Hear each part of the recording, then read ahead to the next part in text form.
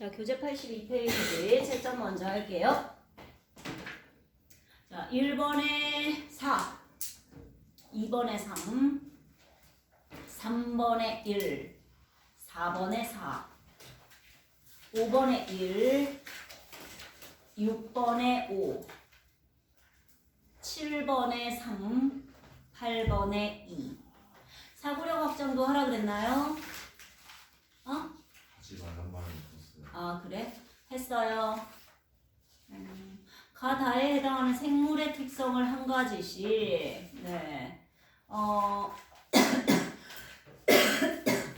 가에 뭐 쓰고 싶어요, 여러분? 뭐 여러 가지 쓸 수 있겠네요. 생명과 아니다. 생명 활동이 있는데 바이러스가 들어가 있네. 그지? 휴머노이드만 빼야 되니까. 일단 그러면 바이러스까지 포함할 수 있는 거 뭐 있어요?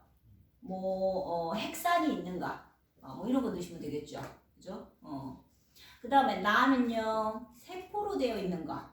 그죠? 그 다음 다는, 어디 볼까? 집신벌레와 사람의 차이는 뭐예요? 단세포와 다세포죠. 그러니까 여러 개의 세포로 되어 있는가? 뭐 이런 것도 되고요. 뭐 세포 수를 늘려서 성장하는가? 뭐 이런 것도 되고요. 적당히 쓰시면 되겠네요. 그 다음에, 2번에 1번이요. 볼까요? 바이러스와 대장균, 기억. 바이러스만의 특징이니까 뭘 써야 할까요? 두 가지씩 쓰래요. 그러면 유전물질이 단백질 껍질에 쌓여 있다라든가 세포가 아니다라든가 또 효소가 없다 뭐 이런 거. 니은은요 공통점이어야 하잖아. 그러니까 핵산을 가지고 있다. 그 다음에 물질 대사한다, 증식한다, 뭐 이런 거 있죠. 그럼 이것은 세포로 되어 있다, 그리고 효소가 있다, 뭐 이런 거. 그죠? 그렇게 넣어주시면 될 것 같고요. 2번, 어느 생명체가 지구상에 먼저 출현했을까? 세포로 이루어진 생물이죠. 왜? 바이러스는 살아있는 생물에 기생해야 한다 그랬으니까. 기억하십니까? 오케이. 3번. 이산화탄소가 발생한 까닭은 뭡니까? 효모가 물질 대사했죠. 그래서 당을 분해했습니다. 그래서 이산화탄소 발생이고요. 발생량이 다른 이유는 당분의 양이 다르기 때문입니다. 당분의 양.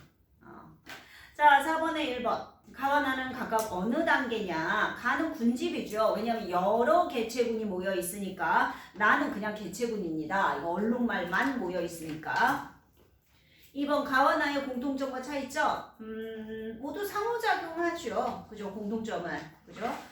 그리고 가는 여러 개체군들의 모임이다. 그다음 나는 같은 종의 물이다. 뭐 이런 거 써주시면 되겠죠. 그 다음에 5번 생명활동이 일어나려면 음식물을 섭취해야 하는 까닭이요.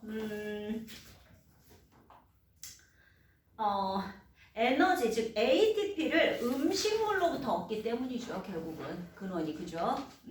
ATP를 합성할 때 음식물로부터 얻기 때문이다. 사람 몸에서 일어나는 생명활동에 의해 뭐 있어요?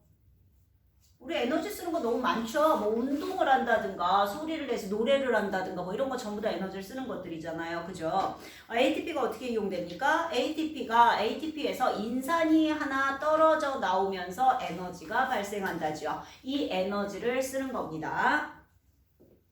그 다음에 4번 가나요. 가는 분해고요. 나는 합성이네요. 그죠? 공통점은 효소가 관여합니다. 에너지가 출입합니다. 이런 거. 가나와의 차이점이요. 가는 이화잖아요. 에너지 방출이고요. 나는 동화니까 에너지 흡수입니다. 1번에 간에서 일어나서 돼요. 간에서 일어난다도 돼요. 자, 7번에 1번. 가는 소화계, 나는 호흡계, 다는 순환계, 라는 배설계겠네요. 세포호흡과 관련된 각 기관의 역할 너무 많은데? 어떻게 해야 돼? 소화계를 통해 들어온 음식물을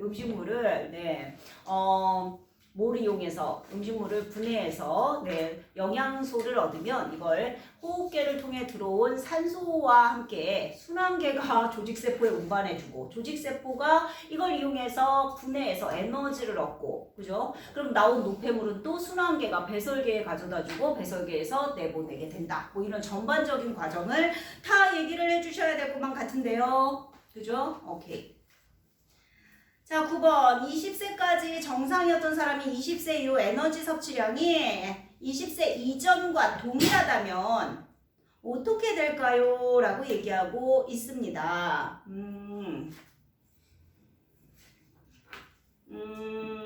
일단요, 나이가 들수록 뭐가 줄어요? 에너지 소비량이 줄잖아요. 그죠? 그런데 똑같은 양을 계속 흡수한다면 어떻게 돼요?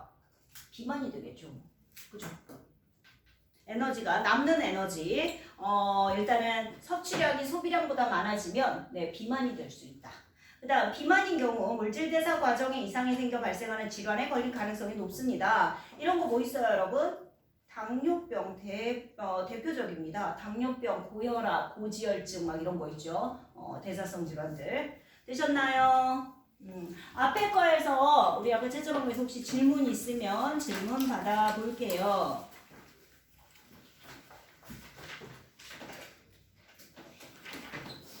최성희 문제에서 질문 있으면 얘기하세요. 3번이요. 어디 봅시다. 자, 편연생명과학. 이건 뭐 어떻게 할 거야? 척추동물의 발생 초기 배아의 형태가 유사한 것은 이건 화석에서 찾은 증거예요. 발생학적 증거. 그렇지 않고는 알 수가 없죠. 아, 잠깐만. 아닌데? 발생 초기 배아의 형태가 유사한 것은 진화의 증거는 되겠죠. 근데 화석으로 찾는 건 아니고 이거는 지금도 볼 수는 있으니까 그죠?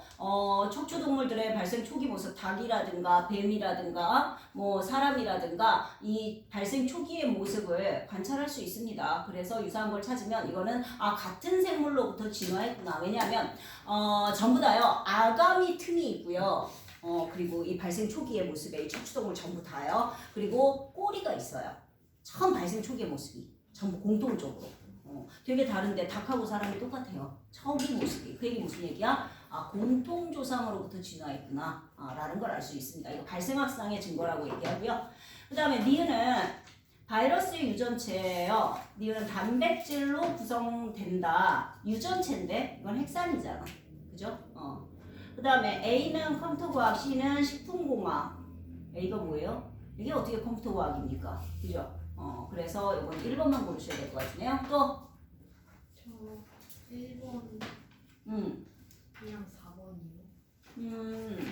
A, B, C. 자, 생물의 특성 A부터 C 기억과 니은을 이용해서 구분하는 과정이다. A, C의 예를 나타낸 것이다. 발생 유전 적응과 진화. 유전란이 병아리를 거쳐 닭이 되는 건 뭐예요? 발생이죠. 북극토끼 겨울이 되면 털색이 흰색으로 변해서 천적의 눈에 띄지 않는 건 적응과 진화고요. 그러면 C는 유전돼야겠습니다. 됐죠? A, B, C에서 예해서 A 발생만 따로 뺐네요. 그러면 한번 봅시다. 단세포 생물에서 나타나는 특성인가? 발생은 다세포 생물이 가능한 거죠. 그죠? 세포 수를 늘려서 이게 기관을 만드는 과정이니까 그죠? 그러니까 단세포 생물이면 안 돼요. 기억 틀렸네요. 육식동물인 코요테와 초식동물인 코알라는 서로 다른 형태의 소화관을 갖는다라고 하는 건 적응과 진화겠죠. 뭘 먹고 사느냐에 따라서 적응한 거죠. 그다음에 C는요. 자, 이건 뭐였어요? 유전이죠. 바이러스에서 나타나는 특성이죠. 됩니까? 그래서 4번. 그다음에 4번이요. 어디 볼까요? 사람의 몸에서 일어나는 물질 기억 디귿의 전환 과정. 나는 식물에서 일어나는 물질 전환과 에너지 변화. 기억 디귿은 글라이코젠, 녹말, 포도당. 그럼 그 순서네요, 그냥. 그죠? 잠깐만. 글라이코젠, 녹말, 포도당을 순서 없이 나타냈다. 사람 몸에서 일어나는 물질 기억 디귿의 전환이다. 자, 그렇게 되면 어떻게 돼야 합니까? 녹말을 우리가 먹겠죠. 그죠? 그런 다음에 얘를 어떻게 해야 돼? 지금 합성하는 거니까 광합성. 나는 식물에서 일어나는 전원과 에너지 변화. 두 개가 관련 있는 건 아니네요. 그러면 이렇게 봐야지. 자, 녹말 우리가 먹었습니다. 기억. 그런 다음에 이걸 분해해서 포도당으로 바꿔서 흡수했겠죠. 그죠? 그러니까 니은은 포도당일 거고 이걸 다시 우리 몸에 저장할 때는 어때요? 동물은 탄수화물을 뭘로 저장해? 글라이코젠으로. 그죠? 그래서 디귿이 글라이코젠이 들어가야 합니다. 그렇게 봐야겠네요. 자, 기억 글라이코젠 아닙니다. 녹말 들어가야겠고요. 사람의 소화계에서 1과 2가 모두 일어난다. 어때요? 1이 뭐예요? 소화잖아. 그지? 그 다음에 2는 요거는요. 포도당을 글라이코젠으로 합성하는 건 간에서 하는 거예요. 혈당량 감소. 간에서요. 간도 소화계입니다. 맞는 얘기예요. 자, 나에서 빛 에너지는 화학 에너지로, 광합성은요. 빛 에너지를 화학 에너지로 바꿔주는 과정입니다. 또 이제 됐어요? 그럼 우리 어디까지 했었지? 우리 생태계 구성 이거 좀 했던 것 같은데 물질 순환까지 했죠? 에너지 흐름부터 보면 되나요? 그죠? 에너지 흐름, 생태 피라미드, 물질 생산. 와, 뭐가 이렇게 많아? 생태계 평형. 자, 생태계에서 에너지 흐름부터 가봐야 될 것 같습니다. 자, 에너지. 우리가 저번 시간에 뭐 했냐면요. 생태계 내에서 물질은 뭐 한다 그랬어요? 물질은 순환한다 그랬었어요. 기억하십니까? 물질은 순환합니다. 그럼 에너지는 순환할까? 라는 얘기예요. 에너지는 순환할까? 자, 그래서요. 자, 이번에는 생태계에서 에너지 흐름. 에너지 흐름 좀 봅시다. 생태계에서요, 여러분, 에너지 근원은 뭐예요? 저번에 거기까지 했었어요. 아, 여기까지 했어? 어디까지 했어? 뭐야. 피라미드까지 했네. 그랬네. 나봐봐요. 여기도 했었어요. 그러면 여기 하면 되겠네. 생산과 소비, 그죠? 99페이지. 됐죠? 자, 그러면 생산자, 소비자. 자, 생태계에서 물질 생산과 소비 봐야겠다. 생태계에서 물질 생산과 소비. 하나 우리가요 기억할 게 있어요. 우리 광합성 혹시 빛의 세기와 광합성 그래프 했던 적 있을까? 요런 그래프 한 적 없어요? 여기 CO2 흡수량 그리고 여기가 0 그러면 여기가 CO2 방출량 요렇게 그리고 여기는 빛의 세기. 자, 이렇게 보시면요, 여러분. CO2 흡수량이라고 하는 건 결국 뭐예요? 광합성이에요. 그죠? CO2 방출량은 뭐예요? 호흡량입니다, 호흡량. 그죠? 자, 빛의 세기가 이렇게 올 때요. 자, 요 구간에서요. 요 구간의 빛의 세기면 생물이 뭐만 해요? 호흡만 해요. 그죠? 요 빛의 세기에서 생물은 어때요? 잘 살 수 있을까? 자, 이렇게 해볼까? 요 구간의 빛의 세기를 A라고 하고 요 지점을 B 그리고 요 지점을 C라고 해볼게요. 그러면 A의 빛의 세기일 때 식물은 어떻게 될까요? 호흡만 하잖아요. 그러니까 쉽게 말해서 에너지를 만들지 못하고 쓰기만 한다는 얘기야. 자, 그럼 이 식물은 살 수 있을까 없을까? 못 살겠죠. 호흡만 할 거고요. 호흡만. 그러면 식물이 죽는다. 이렇게 되겠죠. 자, B 지점이요. 빛의 세기 B는 지금 어떤 지점이냐면 기체 출입이 없어요. 그죠? 기체 출입이 0이거든요. 그죠? 즉 여기는 광합성량하고요. 호흡량이 같은 지점이에요.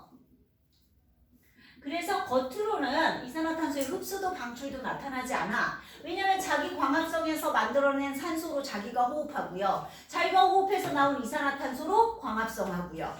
그래서 밖으로 나오지 않아요. 그죠? 자, 광합성에서 공급된 산소, 쓸데가 없네. 그 다음에 여기서 나온 이산화탄소는 자기 광합성. 이렇게 되겠죠. 그럼 이 빛의 세기를 우리가 뭐라고 얘기하냐면요. 요 광합성량과 호흡량이 같아지는 요 빛의 세기를 보상점이라고 얘기하거든요. 그럼 이 보상점 빛을 계속 비춰주면 어떻게 될까요? 식물이 그냥 산다예요. 산다. 하지만 생장은 못해요. 근근히 살아요. 그냥 살아만 있어요. 이해되십니까?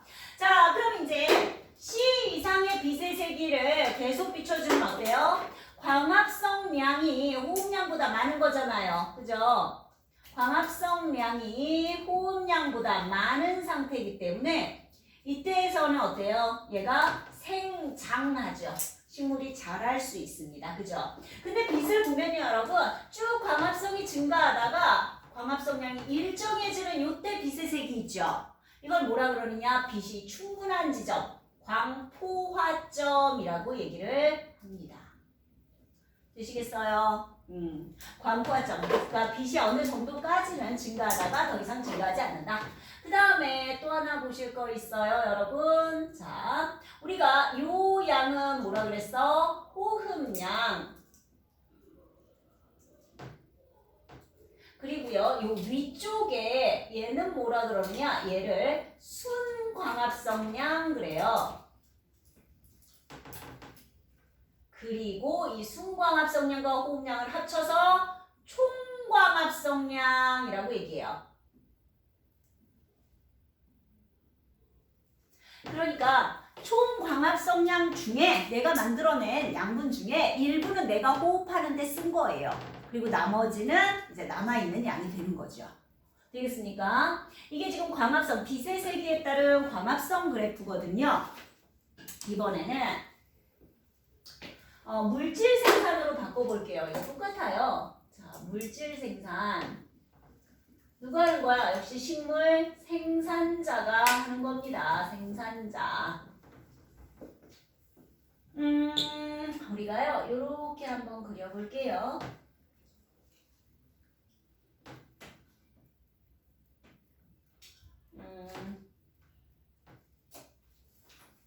이게 호흡량이라고 합시다. 호흡량. 자, 식물이요, 여러분. 전체 만들어낸 물질의 양이에요. 그래서 이거를 총생산량이라고 부르면, 자, 이게 총생산량. 총생산 뭘로 해요? 식물은 어떻게 생산해요? 광합성한 거예요. 그러니까 결국 총생산량은 총광합성량하고 같은 개념이라고. 이해되십니까? 그럼 이 중에 호흡량을 뺐어요, 여러분. 호흡량을 빼면 이게 뭐예요?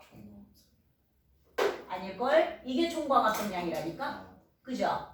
그럼 총광합성량에서 호흡량 뺐으니까 이건 뭐예요? 네, 순광합성량. 그죠? 그렇게 되는 거죠. 그러니까 여기서는 순생산량이라고 붙일 수 있습니다. 순생산량. 그죠? 자, 이거 쓰고 남은 양이에요, 이게. 자, 그런데 이 중에 식물입니다. 일부는 피식량, 동물한테 먹힐 거 아닙니까? 초식 동물들 뜯어먹겠지. 그지? 그럼 식물 입장에서는 먹히는 양이에요. 그죠? 그리고 또 낙엽이 돼서 떨어지는 양도 있고요. 말라 죽는 고사량 이렇게 얘기합니다. 말라 죽는 양. 그죠? 이렇게 버려지는 양 빼고 요 나머지를 뭐라 그러느냐? 요걸 생장량이라고 얘기를 합니다. 순수하게 자기가 성장하는데 쓸 수 있는 양 이렇게 보시면 되겠네요. 생장량. 그래서 여러분은 요거 저 그래프랑 지금 같은 개념이에요, 여러분. 총광합성량, 순광합성량, 호흡량이었잖아, 그제? 그러니까 총생산량은 순생산량 플러스 호흡량.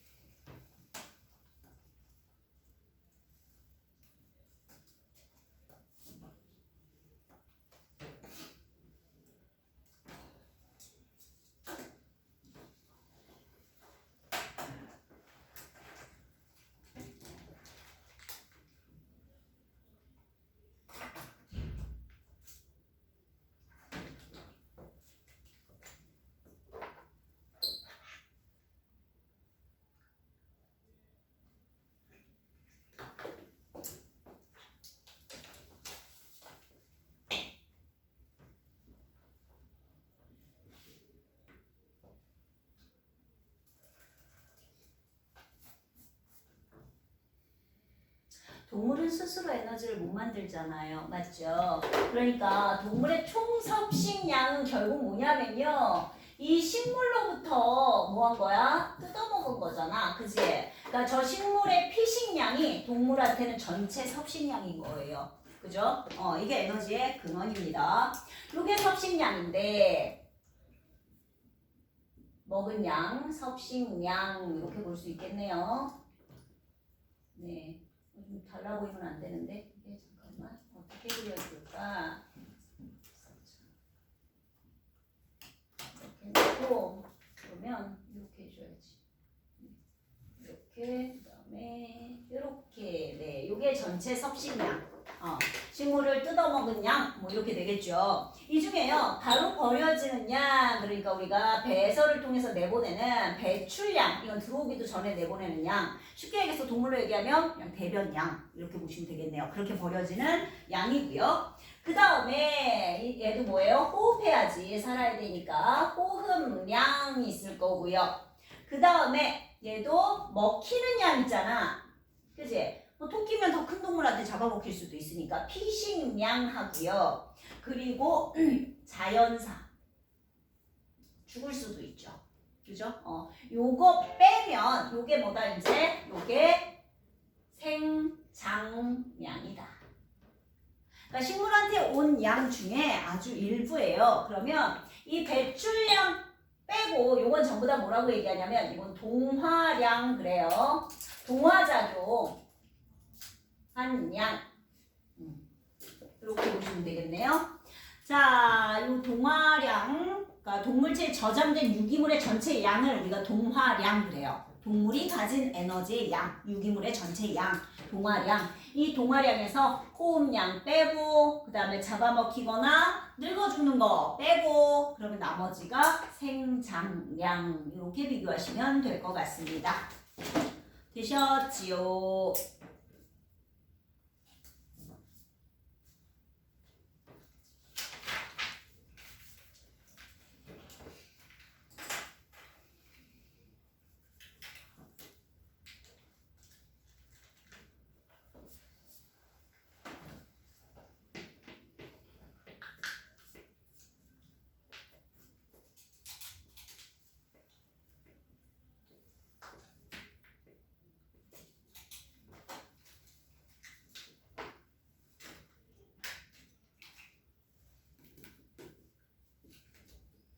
안 보일까? 어디까지 보이냐? 보이네 충분히.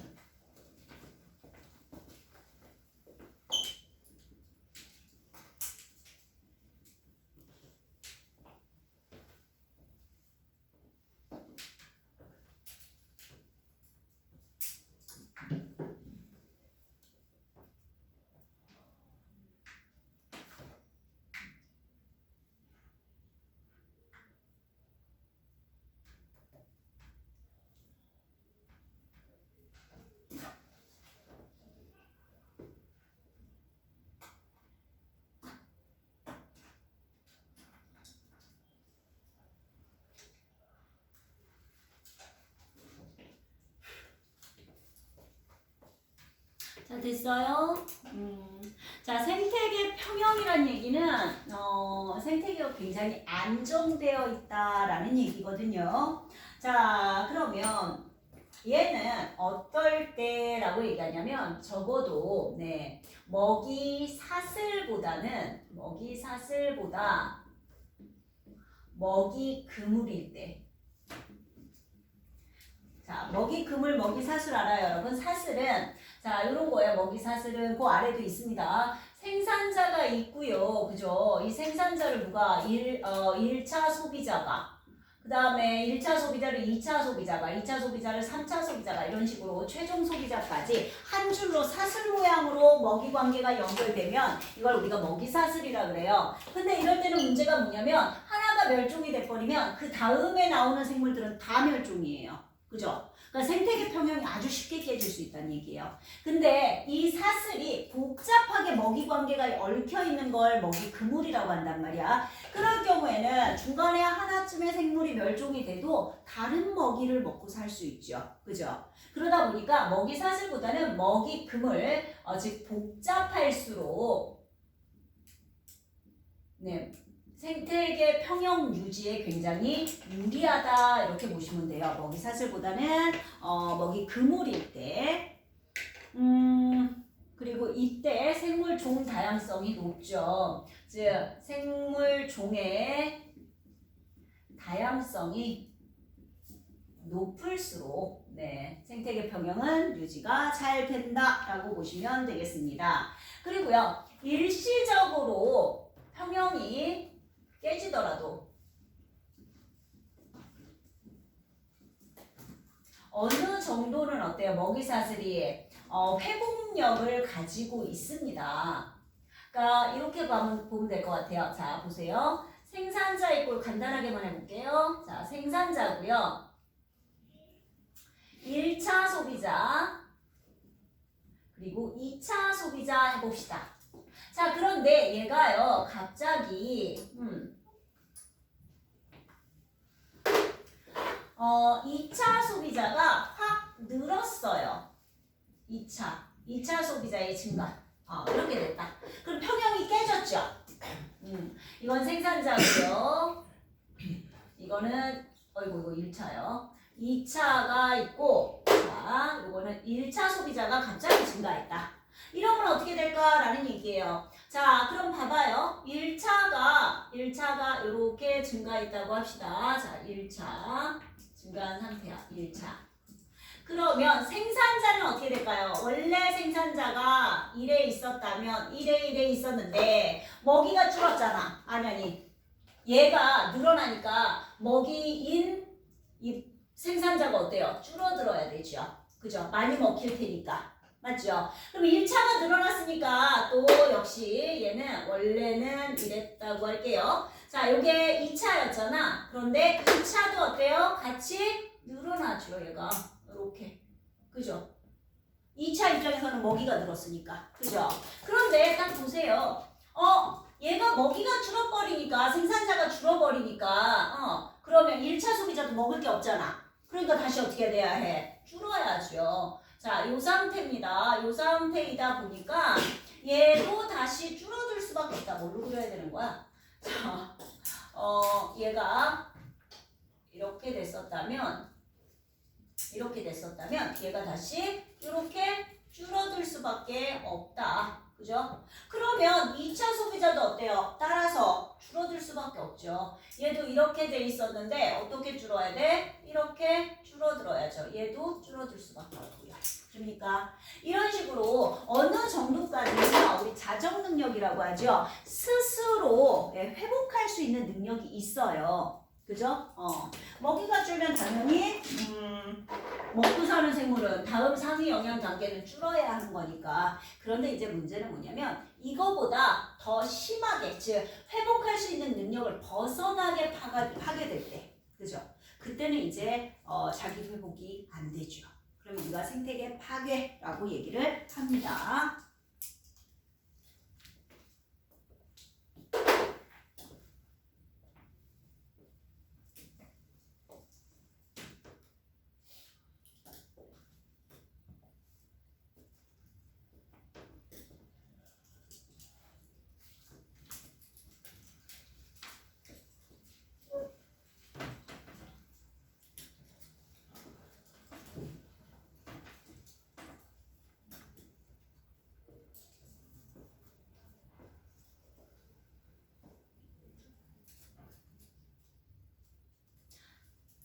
됐어? 아직?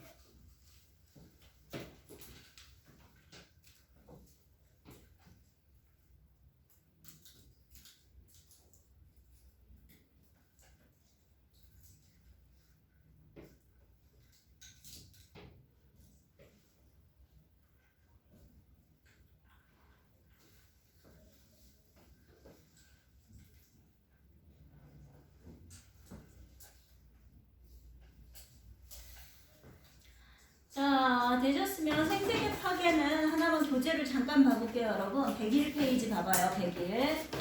보면, 자, 생태계 파괴, 네, 뭐 여러 가지 있습니다. 서식지 파괴가 가장 큰 원인이고요, 사실. 우리 막 숲을 개간하거나 뭐 이래서 서식지가 사라지는 거, 그지? 뭐 도로를 만든다거나 이러는 것들, 그리고 이제 외래생물 유입이나 뭐 환경오염 등등등등이 이유가 됩니다. 그리고 인간의 활동도 생태계를 파괴시킬 수 있어요, 여러분. 거기 나오는 카이바브 고원의 생태계 평형을 보시면 미국 카이바브 고원에서 사슴의 개체수를 늘리기 위해서 늑대 사냥을 허용을 합니다. 그러니까 늑대를 잡으라고 허가를 내주니까 늑대가 어때요? 개체수가 확 줄죠. 그랬더니 어때요? 사슴이 엄청 늘어났어요. 근데 문제는 뭐야? 사슴이 늘어나니까 풀이 줄죠, 생산자. 사슴의 먹이가 줄어든 거예요. 그죠? 다 뜯어먹히니까 풀이 없어져, 생산자가. 그러니까 사슴도 어때요? 먹을 게 없으니까 줄어들죠. 그죠? 그래서 오히려 처음보다 사슴의 개체수가 더 줄어버렸다는 얘기예요. 무슨 말인지 이해되십니까? 그러니까 자연적으로 회복될 수 있게 둬야지 이걸 인간이 무조건 개입하면 곤란하다는 얘기입니다. 자, 여기까지 되셨으면요. 기본 문제가 있어요. 여러분 108, 109, 108, 109만 해주세요. 108, 109. 그러세요. 교재 봅시다. 기본 문제. 아이고.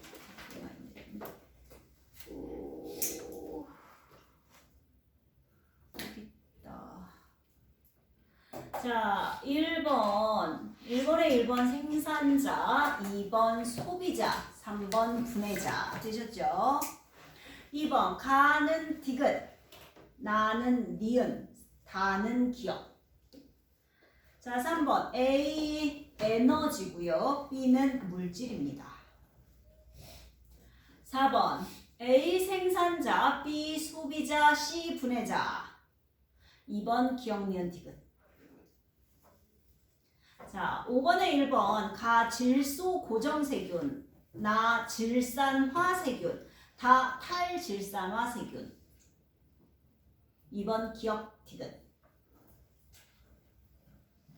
자, 그 다음 6번 1번 A 만, B 1000, C 200 돼요. 11,200. 2번 화학 열.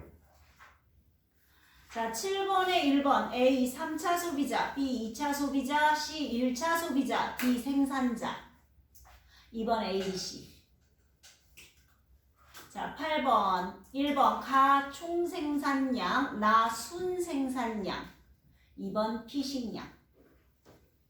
9번 생태계 평형. 10번 디귿 기억 니은. 디귿 기억 니은. 질문이 있으면 하세요. 5번에 2번. 5번에 2번이요. 생산자는 나 과정이 이루어지지 않으면 질소를 이용할 수 없다. 생산자 봐봐요. 암모늄 이온도 그냥 흡수하잖아. 꼭 암모늄이 질산으로 바뀌어야지만 흡수하는 게 아니잖아. 그죠? 이건 자료를 보고 하는 거예요. 또 되셨어요? 그러면요, 갬령 적용 문제는 숙제 되죠. 자, 잠깐 5분만 화장실 다녀오는 시간 드리고요. 그리고 다음 단원 들어가도록 하겠습니다. 프린트 갖고 좀 볼게요. 프린트 봐주세요. 자, 생물적 환경 개체군 나오고 있죠. 네, 일정한 공간을 차지하고 생활하는 같은 종의 물입니다. 같은 종 무리에다가 줄을 좀 그어주시고요. 자, 그래서 개체군의 밀도를 얘기합니다. 거기 나오고 있죠. 개체군 밀도. 개체군 밀도는 아주 간단하게 면적 당 개체수예요. 차지하는 면적분의 개체수라는 얘기입니다. 우리 밀도 어디서 봤어? 인구 밀도 이런 거 하잖아요. 그죠? 좁은 지역에, 일정 지역에 얼마나 인간들이 다닥다닥 붙어 있느냐. 그죠? 개체수가 얼마나 되느냐라는 얘기거든요. 그러니까 개체군 밀도가 증가하는 경우는 개체수가 늘어나야 하는 거잖아. 언제? 출생, 태어날 때죠. 그리고 이입, 그래서 이사 들어올 때요. 그죠? 바깥에서 이쪽 생태계로 이렇게 들어올 때 개체군으로. 자, 이럴 땐 증가하는 거고, 그럼 언제 감소해? 사망, 죽었을 때. 그리고 이출이라고 얘기해요. 나가는 거. 다른 집단으로 나갔을 때. 이럴 때는 감소하겠죠. 여러분 교재에는 이 밀도를 조금 더 자세하게, 자, 조밀도하고 그리고 생태 밀도로 구분을 좀 해놨어요. 이건 추가해 주세요.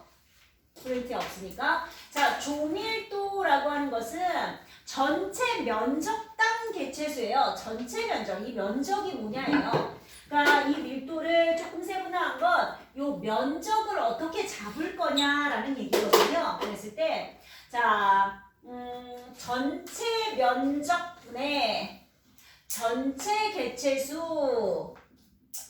그러면 그냥 조밀도라고 얘기를 해요. 그럼 상대 밀도는 뭐냐면 서식이 가능한 면적 있잖아. 생물이 살 수 있는, 그 생물이 살 수 있는 서식 가능 면적분의 전체 개체수예요.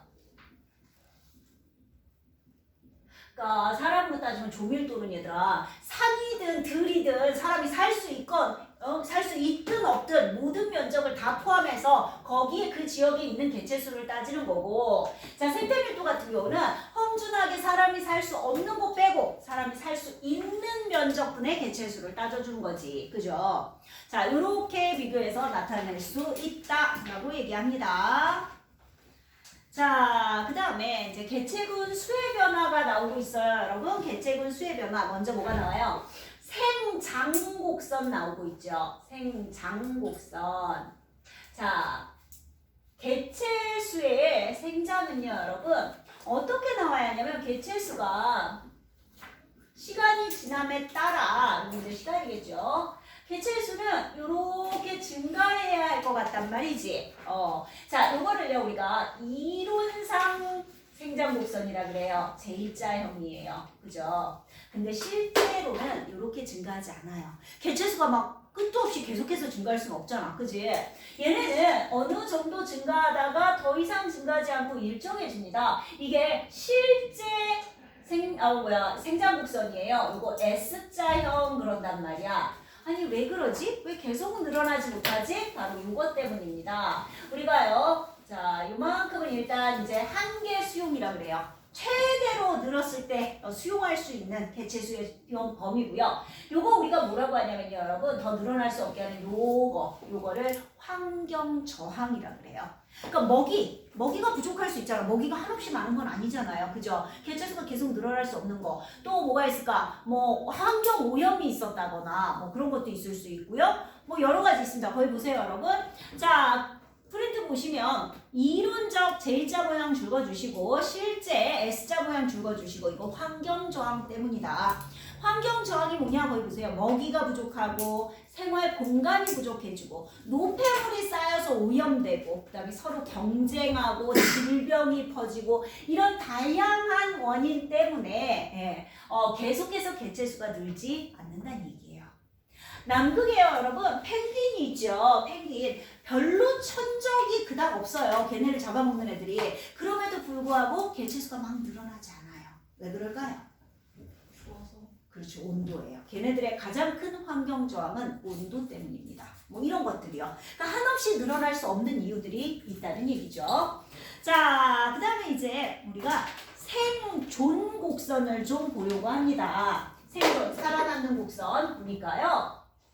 자, 여기가 생존 개체수예요. 살아남는 개체수. 그 다음에 여기는 연령. 그러니까 나이죠. 연령. 그래서 이제 생각하죠. 뭐 생각하면 되죠. 자, 요렇게 떨어지는 애들. 이건 뭘까? 그냥 다 살고 나이 들어서 늙어 죽는 거잖아. 그지? 나이가 많아졌을 때 죽는 거니까. 그죠? 누구예요? 사람이죠.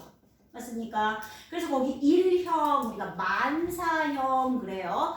가득 찰 만사야. 그러니까 살 만큼 가득 차게 살다 죽는다는 얘기입니다. 자, 사람이나 코끼리 같은 대형 포유류의 수명이에요, 이게. 그죠? 자, 그런데 거의 지속적으로 일정하게 개체수가 줄어드는 애들, 이걸 이제 평균형이라 그러는데, 다람쥐 같은 소형 포유류, 우리 설치류 막 이렇게 얘기하는 애들, 그다음에 히드라, 파충류, 조류 이런 애들이 지속적으로 감소하는 곡선. 그다음에 이런 곡선은 이건 뭐예요? 처음에 거의 대부분 줄어버리죠. 처음에 쭉 떨어지죠. 이런 게 뭐냐면 물속에 알을 낳는 애들, 어류나 양서류 같은 애들 물속에 알을 낳잖아. 그리고 어때요?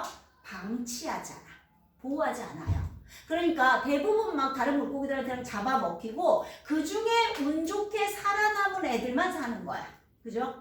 이런 경우가 이제 3형, 조사형, 일찍 죽는다는 얘기예요. 이렇게 얘기를 합니다. 이걸 사망률로 뒤집었을 때 여러분 그래프도 보이시죠? 사망률로 따지면 사망률. 자, 이런 그래프다. 이건 무슨 얘기야? 아, 초기에 사망을 되게 많이 하는구나. 초기에 많이 죽죠. 이게 1, 2, 이게 3이라면 이건 몇 형? 1형, 2형, 3형. 이건 3형인 거죠. 그죠? 이렇게 돼야 되고, 이렇게 되면요. 나이 들어서 죽네? 대부분? 이거 무슨 형이야? 1형이 될 거고요. 그죠? 그리고 늘 일정하게 죽는다면 이게 뭐예요? 2형이 되겠네요. 이렇게 볼 수 있어요. 되겠습니까? 그래서 바꿔놨을 때도 여러분이 보실 수 있어야 한다. 그 다음에 이제 연령 분포요. 요거는 마지막 거 요거는 뭘 보는 거냐면 맨 아래에 생식 전 연령층이 중요해요. 이 생식 전 연령층 거기다가 동그라미 맨 아래 칸이 생식 전 연령층이에요. 그거 그림마다 세 개 그림마다 이렇게 비끔 쳐줘도 좋아요. 비교해 보시게. 자, 발전형이라고 돼 있는 건 어때요? 생식 전 연령층이 되게 많죠. 가장 많죠. 그죠? 그러면 이 집단은 개체수가 늘어나면서 발전할 거란 얘기고요. 자, 안정형은 비슷해요. 그죠? 그래서 생식 연령층이랑 생식 전 연령층이랑 비슷합니다. 그러니까 쉽게 얘기해서 성인이랑 어린애랑 개체수가 비슷한 거야. 그죠? 자, 그런데 쇠퇴형을 보세요. 생식 전 연령층이 어때요? 훨씬 적죠. 그죠? 그러면 앞으로 개체수가 줄어들 거 아닙니까? 맞죠? 어디? 우리나라 같은 경우죠. 쇠퇴형입니다. 그죠? 요런 거야. 개체수 감소다. 되셨죠? 자, 그 다음에 이제 개체군의 주기적 변동이 하나 나오고 있습니다. 우리 교재에도 있고요. 여기 프린트에도 있어요. 자, 먼저 주기적 변동이라 주기적이다라는 건 뭐냐면 반복적으로 나타난다는 얘기예요. 같은 유형이 반복된다. 해년마다 반복된다. 자, 단기적 변동이라고 하는데 이건 계절에 따른 주기적 변동이에요. 그러니까 1년마다 똑같이 반복되는 거야. 개체수가. 이거 보세요. 자, 돌말입니다. 돌말. 현미경으로 봐야 보이는 단세포 조류예요. 새 아니에요, 여러분. 해조류의 조류입니다. 물속에 사는 식물이란 뜻입니다. 플랑크톤입니다. 자, 광합성 하고요. 분열법. 하나가 2개 되고 2개가 4개 되고 4개가 8개 되는 이런 분열법으로 번식하는 단세포 생물입니다. 되셨죠? 자, 얘 개체수를 볼 건데요, 여러분. 거기 그래프가요. 와, 너무 많아요. 나처럼 예쁘게 그려주면 참 좋은데. 색깔별로. 그죠? 좀 구분이 좀 되시게요. 색깔 볼펜이 있으신 분들은 좀 더 칠해주세요. 그래프 찾으셔서. 그래서 헷갈리지 않게 볼 수 있게. 네. 이거 색깔은 자기 마음대로 하시고요. 어쨌든 4개의 곡선이에요. 4개의 곡선을 잘 한번 따져보세요. 컬러가 아니라 안타깝네요. 네. 네. 그래서 비교를 해볼 겁니다.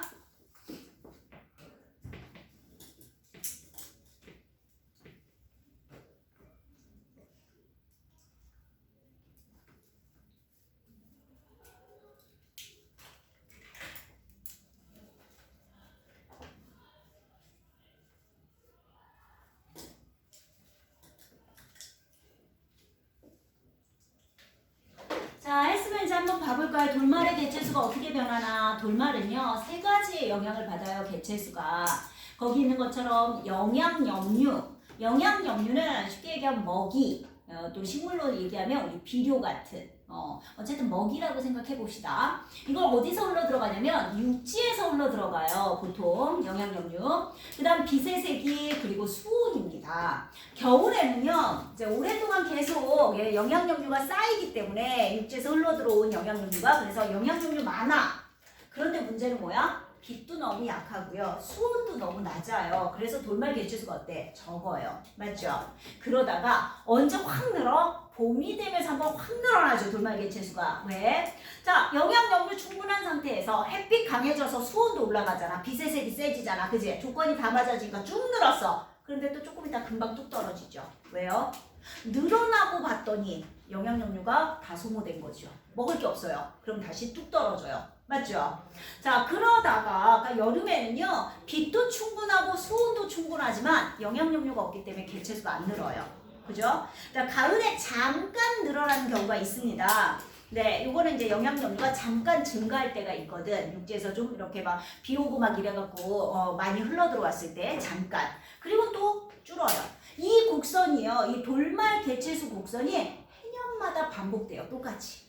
무슨 말인지 이해되세요? 자, 거기 보시면, 네, 봄에는 개체군 밀도가 증가하는데, 왜? 영양염류가 높은 상태에서 빛의 세기와 수온이 높아지기 때문인 거고, 여름에 감소하죠. 영양염류가 줄어서. 가을에 약간 증가하지만 금방 감소하게 되더라. 여름에 영양염류 다량 유입되면 여름에요, 여러분, 막 장마 이런 걸로 물이 계속 육지에서 바다로 흘러 들어가면 육지에 있는 영양염류를 막 쓸고 내려가요, 계속. 그러면 바다가 부영양화 된다 그래요. 영양이 너무 넘쳐요. 쉽게 얘기해서 우리가 식물한테 비료를 준 것처럼 막 갑자기 양분이 막 넘치니까 어때요? 얘네 분열법으로 번식한다 그랬잖아. 번식 속도가 굉장히 빠르죠. 그래서 얘네들이 엄청나게 늘어나게 되죠. 이런 그 단세포 조류들이. 그런데 막상 늘어나고 나면 이제 더 이상 먹을 게 없잖아. 그지? 그러면 떼주고 말죠. 이런 게 이제 우리 은희 얘기하는 적조 현상입니다. 개체수가 급증했을 때. 자, 장기적으로 변하는 경우도 있어요. 피식과 포식인데요, 여러분. 이거 10년 주기로 바뀌어요. 자, 봐봐. 거기 지금 눈신토끼랑 그리고 누구? 스라소니가 있죠. 자, 먼저 개체수가 증가하는 애는 피식자, 먹히는 애예요. 그러니까 눈신토끼. 그리고 얘가 이렇게 증가하면요, 누가 쫓아오냐면 먹이가 증가하니까 먹는 애가 늘어나요. 그죠? 근데 늘어났더니 눈신토끼가 확 줄어들면 얘도 줄어들죠. 그죠? 요거는 포식자라고 얘기해요. 여기서 포식자는 뭐야? 스라손이죠. 스라손이면은 자 보세요. 얘가 피식자고 얘가 포식자잖아. 그러면 포식자는 피식자의 천적이라고 얘기해요. 이 피식자를 잡아먹는 애니까. 자, 그리고 나면 얘가 줄어드니까 얘는 다시 어때요? 늘어나죠. 요런 곡선. 그러면 스라손이도 따라서 이렇게 움직이는 곡선이 나타나요. 여기서 주의할 건 일단 피식자, 먹히는 애는 먹는 애보다 포식자보다 개체수가 좀 많아요. 당연히. 그죠? 그리고 얘가 앞서가야 돼. 그죠? 이 피식자를 따라서 포식자가 움직여야 합니다. 그래프는. 이해되십니까? 그러니까 먹이가 늘어나면 늘어나는 거고 먹이가 줄어들면 줄어들어야 돼요. 됩니까? 요게 10년 주기라고 하는 건 여기였으면 똑같은 위치. 여기서부터 여기까지 자르는 게 좋겠네. 자, 가장 많았다 다시 가장 많아질 때까지 요 기간이 10년이에요. 그러니까 10년 주기로 계속 똑같은 패턴이 나타나게 된다라는 얘기입니다. 되시겠어요? 개체수의 변동이 이렇게 나타나더라. 자, 그러면 이제 개체군 내의 상호작용 한번 볼까요? 개체군 내의 상호작용 그거 여러분 물결 좀 해주시고요. 요건 별 하나 해주셔야 돼요. 개체군 내에서라는 얘기는 무슨 얘기야? 같은 종 안에서야 사람끼리 우리도 사람끼리 요 안에서 동물도 같은 종 내에서 자, 이런 것들이요 주로 이제 경쟁을 피하고 서로 경쟁하는 걸 좀 피하고 개체수를 유지하기 위한 방법이다 이렇게 보시면 될 것 같은데요. 그 첫 번째 텃세 세력권 나와요, 여러분. 네, 요거 동그라미 텃세 세력권 텃세. 뭐냐면 한 개체가 자신의 생활 구역을 확보해서 다른 개체가 접근하지 못하도록 막는 거죠. 텃세 부린다고 얘기하죠. 여기 내 영역이야 이런 거. 먹이나 배우자, 생활 시설, 공간 등을 독점하고 개체군의 밀도를 조절합니다. 자, 그 다음 순위제, 서열제라고 합니다. 순위제 동그라미. 개체들이 힘의 세기에 따라 순위를 정해서 먹이나 배우자를 차지하죠. 이것도 불필요한 경쟁을 줄이고 질서를 유지하는 거예요. 자, 닭이나 큰 뿔량은 뿔의 크기를 가지고 순서를 정하고요. 순위를. 닭이요, 여러분. 닭이 모이 먹는 순서가 정해져 있어요. 모이를요, 먹는 순서가 1등부터 꼴등까지. 이 순위제는 그거예요. 순서가 다 정해져 있다. 그래야 어때요? 서로 막 치열하게 서로 먹으려고 안 싸운다는 얘기지, 그지? 뭐 이런 것들 경쟁을 피하기 위한 거다. 자, 순위제였습니다. 그 다음 리더제 동그라미. 리더는 뭐야? 다 평등한데 하나만 리더야. 앞에서 끌어가는 거야. 맞죠? 자, 보세요. 경험이 많거나 영리한 한 개체가 리더가 돼서 개체군을 이끄는 겁니다. 개체군이 이동하고 먹이를 탐색하고 도피하고 뭐 이런 거 질서 유지를 위해서 우리 여러분 집단으로 움직이는 애들 있잖아요. 코끼리 떼. 그럼 코끼리 맨 앞에 가는 애. 기러기 떼가 날아갈 때 기러기 맨 앞에 가는 애. 걔가 리더예요. 되시죠?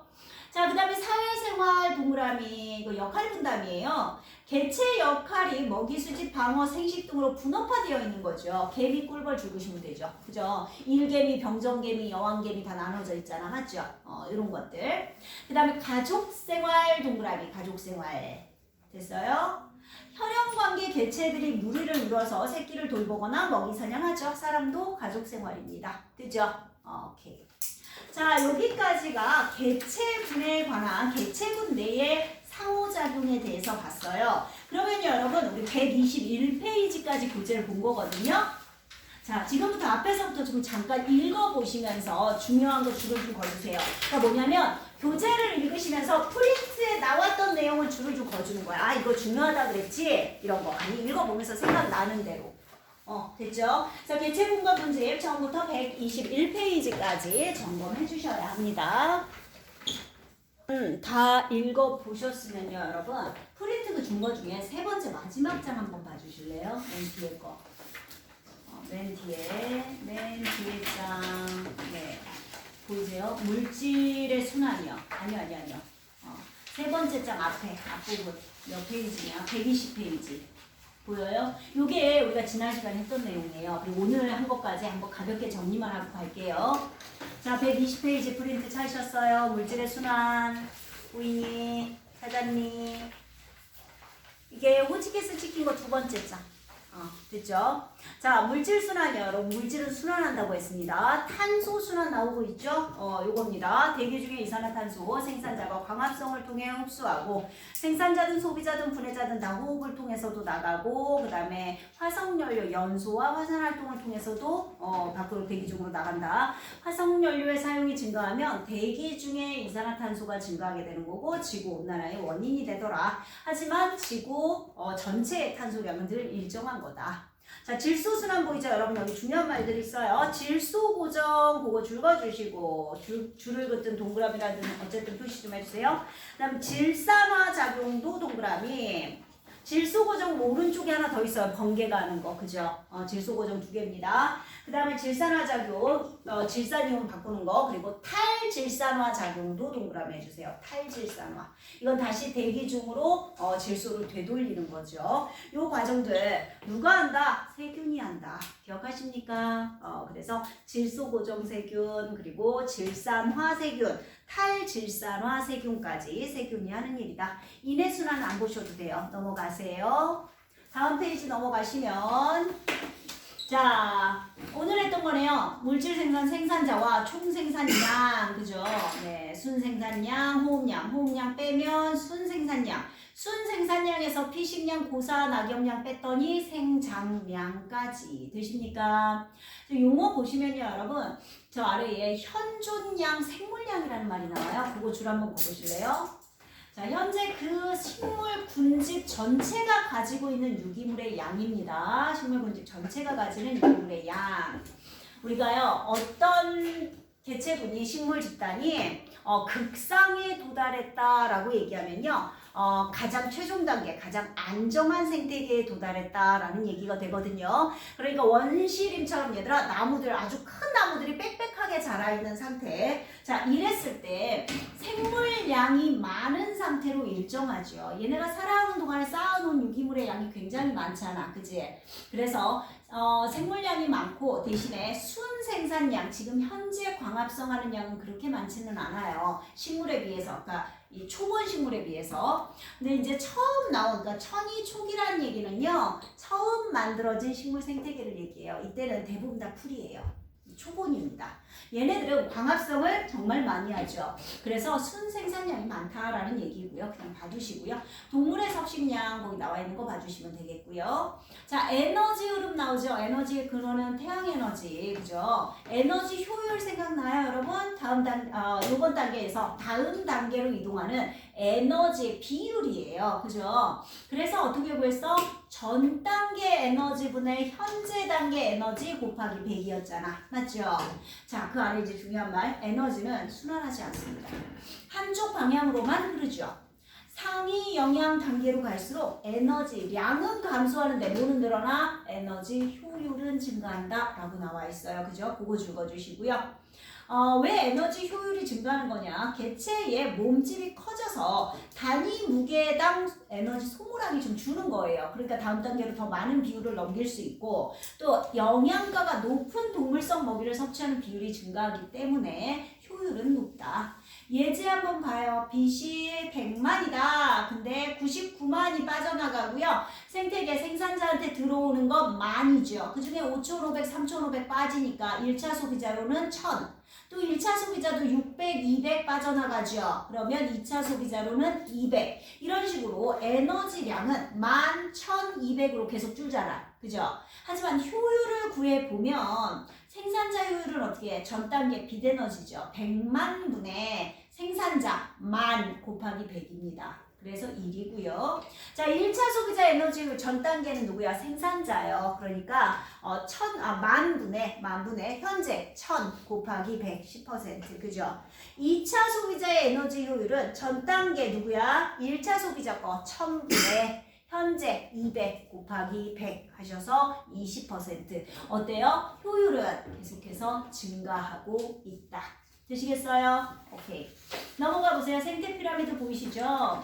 정 피라미드 모양을 하고 있는 거, 개체수, 생물량, 에너지량 같은 경우는 상위 영향 단계로 갈수록 점점 줄어듭니다. 그런데 역방향 피라미드 위로 갈수록 오히려 증가하는 것들이 있었죠. 에너지 효율, 개체 크기, 생물 농축, 체중 같은 것들.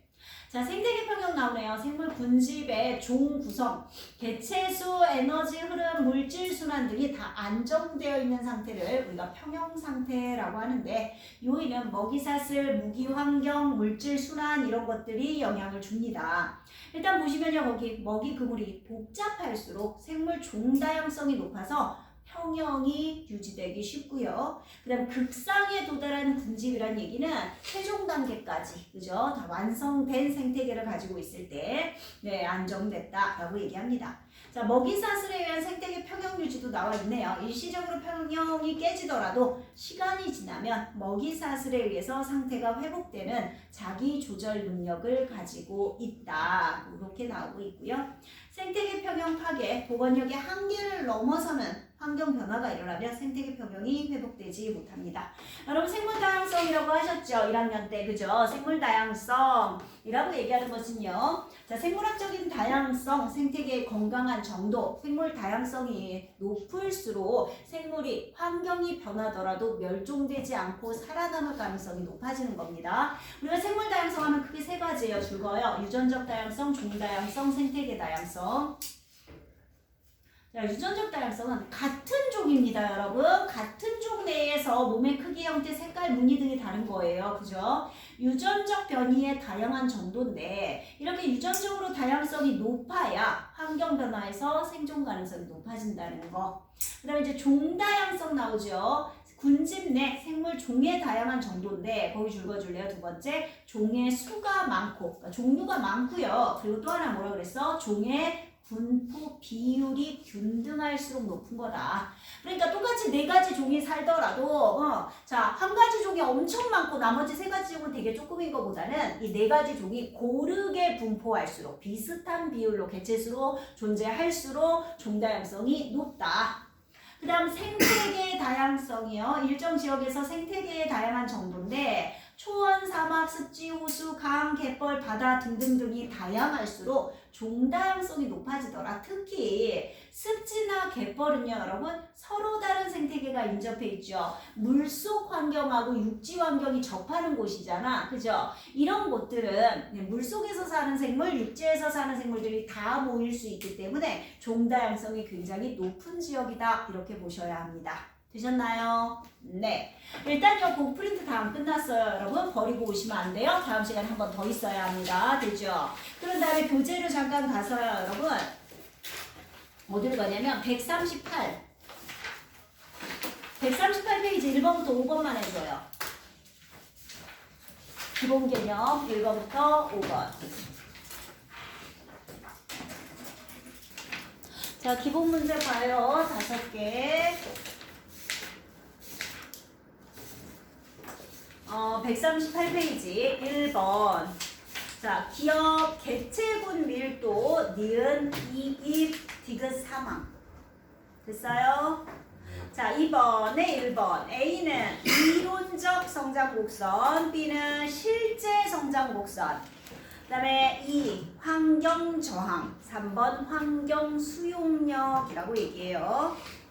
자, 3번에 1번 3형, 2번 1형, 3번 2형. 자, 4번, 1번 기억은 영양염류의 양이죠. 영양염류. 니은은 비세세기. 자, 2번 영양염류의 양이 일시적으로 증가했기 때문이에요. 잠깐 증가했죠. 그 다음 5번 니은이요. 니은. 질문 있으면 해요. 이번에 기억이 이거는요, 개체군 내의 상호작용이 아니에요. 은어하고 피라미가 같은 개체요? 아니죠. 다른 종이잖아. 그치? 이건 이제 우리가 다음 시간에 할 군집 간의 상호작용이에요. 또 디귿이요. 순위제의 가장 순위가 높은 개체가 우두머리가 되어 개체군 전체를 이끄는 건 이거 순위제가 아니라 리더제죠. 순위제는 순서가 정해져 있다 그랬어. 그지? 그러니까 순위제는 1등부터 꼴등까지 다 정해져 있는 거고 리더제는 하나만 리더고 나머지는 다 평등인 거고. 되죠?